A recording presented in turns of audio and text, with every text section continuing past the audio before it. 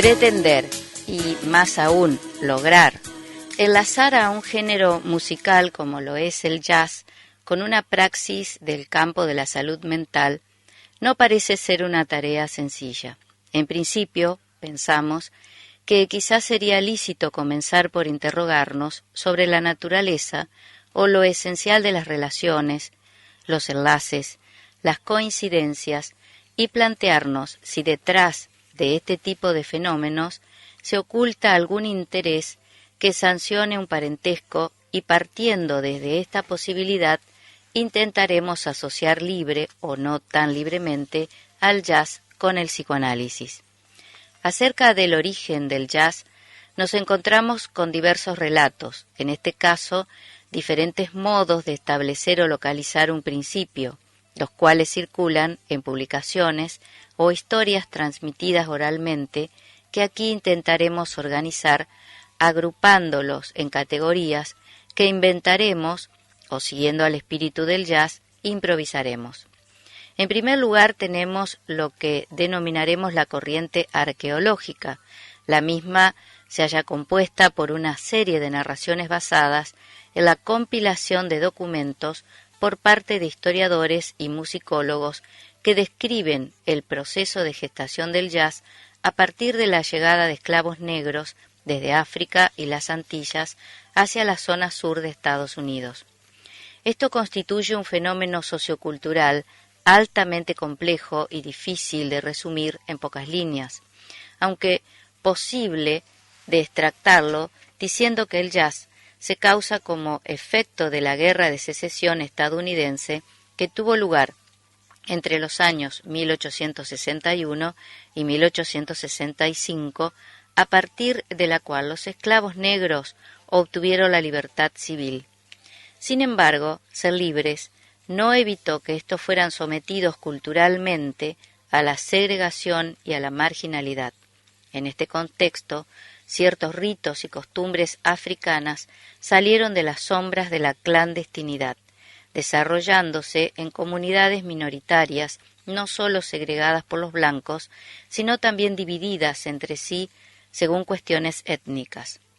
Estos procesos, sumados al hecho de que muchos afroamericanos solo hallaban en el ejército la única vía posible de pertenecer a las instituciones de este nuevo y moderno Estado-nación, que en un mismo acto los aloja y desaloja, generaron las condiciones para la producción de un nuevo fenómeno cultural, esto es, que las bandas de música de los ejércitos lentamente comenzaron a ser el huésped o soporte a partir del cual rasgos culturales africanos, al momento censurados, se filtraron en las interpretaciones de la música marcial. El endurecimiento de las leyes segregatorias hacia fines del siglo XIX, bajo la doctrina jurídica iguales pero separados, hizo que muchos músicos negros sean expulsados de las bandas militares, lo cual dio lugar a la proliferación de bandas civiles, similares a aquellas, aunque compuestas por músicos negros desempleados. Cuestión que se fue instalando como una posible salida laboral, y como consecuencia, estas agrupaciones ya civiles, formadas por las primeras generaciones de negros libres, carecían de la rígida censura de las bandas militares y posibilitaron la expresión de las ancestrales voces del canto africano a través de la desfiguración de las melodías marciales de tradición europea. Unas décadas más tarde, en el año 1917, surgen las primeras grabaciones del género y el término jazz comienza a ser utilizado para nombrar a esta nueva forma de música. Ahora vamos a hablar del otro modo de establecer el origen del jazz, el cual podríamos llamar la corriente mítica. Esta variante del modo de contar una historia se sostiene en una lógica paradojal, basada en fechas apócrifas o sin importancia central, sin recurrir a documentación histórica, prescindiendo de hechos y personajes documentados, plantea directamente que el jazz nace en el año 1900, fecha coincidente con el que se presume que fue el año de nacimiento de uno de los padres del jazz, el trompetista y cantante Louis Armstrong. Y de esta manera se intenta decir, en sentido figurado, que el jazz nace cuando nace Louis Armstrong, y que ambos son hijos del siglo XX. Este modo de escribir la historia deshistoriza y propone un héroe, un ideal creador desde una mirada personalista. Su paradoja reside en el hecho de que no se propone rigurosidad en términos de fechas y personajes históricos, y a la vez fija variables como el año 1900 y Louis Armstrong. Este tipo de relatos algo nos dice, nos hablan de una época. Ahora bien, ¿qué decir sobre el origen del psicoanálisis? Quizás si nos mantenemos fieles a lo dicho en el comienzo, podamos establecer algunos parentescos con la esperanza de que nuevos nexos, al momento desconocidos, salgan a la luz. En tiempos de Charcot y Salpêtrière, finales del siglo XIX, comienza a gestarse una praxis a partir de la emergencia de algo que insiste en términos de una escritura en el cuerpo, y un grupo de médicos intentará descifrar su mensaje. En el nacimiento del psicoanálisis, al igual que en el jazz, tenemos censura y represión, emergentes en tanto elementos que se filtran, un pasado que insiste, un orden hegemónico y un sujeto que lo interpela, produce una lectura y lo subvierte. En otro plano, ambos pretenden ser hijos del siglo XX y tener un padre con nombre y apellido, el cual no está exento de generar idealizaciones, identificaciones y filiaciones. Más allá del dato aparente anecdótico, cabría preguntarnos qué sucedió o qué prometió el año 1900, por el cual dos de los fenómenos culturales más revolucionarios de este siglo pretenden inscribirse en ese año.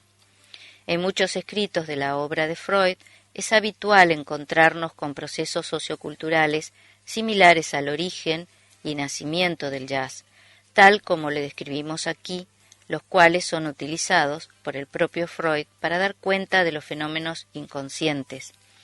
El modo en que se elude a la censura en la prensa escrita o cómo la burocracia ejerce resistencias al empuje de fuerzas instituyentes y otros casos en los que se describe a tendencias reprimidas empujando y eludiendo a fuerzas represivas.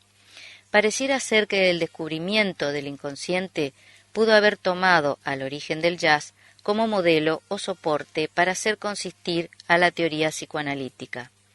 Continuando con la cadena asociativa, pensemos en la praxis. Ambos lo son. El jazz es el arte de la improvisación. Su práctica implica la ejecución de un tema elegido por los músicos, para luego improvisar variaciones sobre la música original. La misma es el soporte inicial sobre el cual los músicos van a desfigurarla con ideas espontáneas o pensadas de antemano, pero propias. El músico de jazz improvisa, asocia libremente o no tan libremente su música. Es un género del cual se espera que no se aplique plenamente la teoría, que la música interpele al oyente. Desde aquí pensamos al oyente como un lugar en el cual está incluido el músico que la produce. En este sentido, el género es un dispositivo que se propone la producción musical como acontecimiento, en base a una particular relación entre el compositor y el intérprete. En la composición misma está contemplado un lugar vacío, una convocatoria a los músicos a improvisar, a producir, a partir de lo que no está escrito o no existe. También se dice que la improvisación en jazz excluye en su lógica a la dinámica a cierto error, cuestión que da lugar a pensar en un equivalente a la categoría de lapsus en psicoanálisis. En este caso, una nota musical fuera de la escala, disonante o ejecutada involuntariamente, aquello que en otro género se consideraría un error, en el jazz asume su valor en relación al resto de la cadena melódica. Dijimos que ambos son una praxis, categoría a la cual podemos incluir su sentido dialéctico. El jazz es un género que principalmente se produce antes de ser escrito, luego se escribe o se reescribe y se generan teorías, escuelas, métodos, que sólo adquieren sentido en la medida en que no propongan repetir lo existente, algo así como una suerte de ética del jazz, una puesta en juego de lo subjetivo. Como otra dimensión del mismo fenómeno está la academia, las escuelas, en definitiva los espacios de poder, de saber, donde lo que se satisface es la tendencia a la repetición, la identidad, y donde ese saber hacer, del orden de la experiencia ancestral, es transfigurado en mercancía a partir de su asimilación por el método. El jazz es también un objeto de consumo, información que se trafica a las escuelas, pieza de museo, vehículo de transculturación, producto de exportación, show, un negocio o un trabajo. Un concierto es un acto, un encuentro irrepetible y sin garantías de elementos asimétricos. Hay un escenario que encuadra, instalando lugares y funciones. Se traza una línea, una división, alguien hace la música y otro la escucha. Ya sea en la majestuosidad de un gran teatro, cuya fascinante escenografía agiganta e invita a vestirse para la ocasión, o las calles de una peatonal, donde el público se presenta fragmentariamente, alguien deposita dinero en una gorra por la música que oyó otro un instante antes. De alguna manera, el analista problematiza sobre sus honorarios, las dificultades de evaluar o fijar los términos en una transacción que no es equivalente o que pone de manifiesto el absurdo del resto de las transacciones, lo imposible de la cancelación de ambos términos en un intercambio.